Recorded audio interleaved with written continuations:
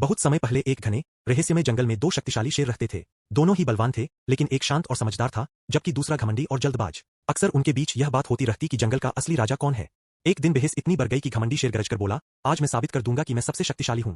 दूसरा शेर चुप रहा, लेकिन उसकी आंखों में चिंता थी। पास ही एक चालाक लोमड़ी यह सब सुन रही थी। उसकी आंखों में शरारत चमकी। उसने सोचा, अगर सही खेल खेला जाए तो इन्हें एक अच्छा सबक मिल सकता है।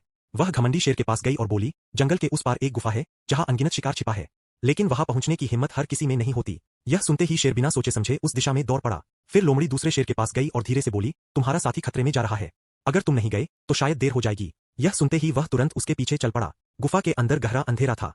हवा में अजीब सी आवाजें गूंज रही थीं। घमंडी शेर अंदर बढ़ता गया, लेकिन अचानक उसके कदम रुक गए। सामने एक गहरा, खतरनाक गड्ढा था। वह फिसलने ही वाला था कि तभी पीछे से जोरदार आवाज आई, रुको।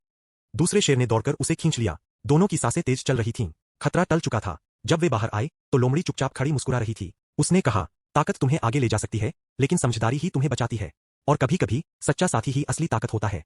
घमंडी शेर की आंखें झुक गईं। पहली बार उसे अपनी गलती का एहसास हुआ। उसने कुछ नहीं कहा, बस चुपचाप अपने साथी के साथ चल पड़ा। उस दिन के बाद जंगल में सब कुछ बदल गया। अब वहां सिर्फ ताकत का नहीं, बल्कि समझदारी और साथ का राज था।